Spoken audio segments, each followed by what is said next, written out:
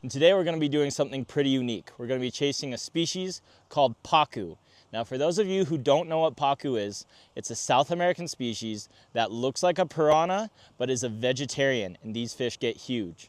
I'm here at Little Valley Aquaculture, and I have heard that they have some 20-pound pacu here in these ponds.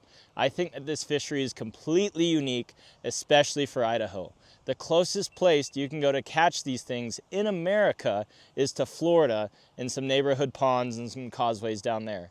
So for Idaho, this is the only place in the Pacific Northwest within 40 hours where you can try to catch these fish. So I'm going to attempt to catch a pacu today. I want to showcase Little Valley Aquaculture, and not only the pacu, but all of the other interesting, unique species that they have to offer right here in Idaho. First, my wife and I started out by trying to sample the ponds and see what species we could find. Most of what we found was these Nile tilapia or the orange Midas cichlid.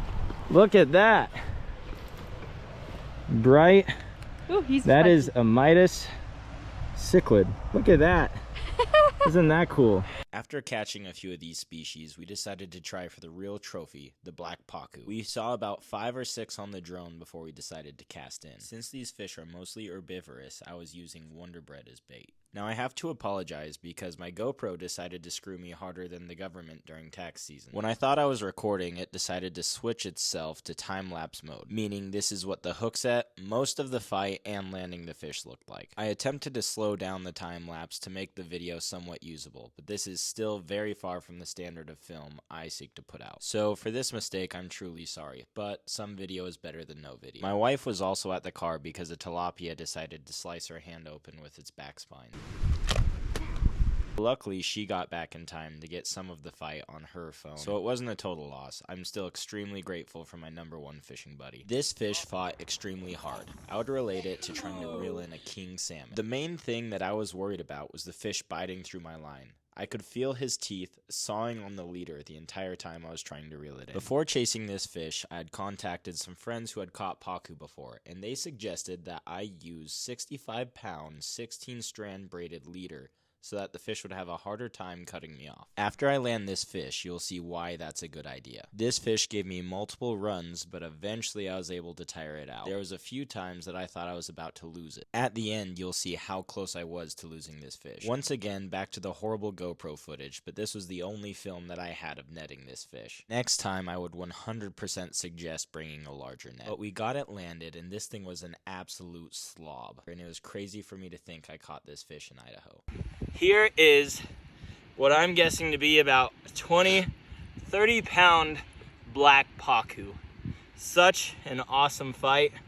What a cool fish. I want to get a look at those teeth. Those teeth will clip through just about any line. Wow. What an immaculate fish. Here in Idaho. This is crazy. I'm going to get him back. There he goes. All right, that is awesome. I don't know if you guys can zoom in on this. You can see how frayed the line is there, but he nearly bit through 65-pound, 16-strand braid. That is insane. I almost didn't land that fish. This line is almost broke. Well, my name is Pedro Morales. We have a fish farm down here in Bruno. We raise and grow our own fish. We have catfish, tilapia, some cichlids, and some jaguars, and pacus, just in case you guys want to come and fish down on our ponds. And we are planning to do a lot of more projects in here if God allows us to keep going. Okay, hi, my name is Devin. I work for Little Valley Aquaculture. I'm just a fisheries technician. I also raise black soldier fly larvae under Obsidian Fly Company.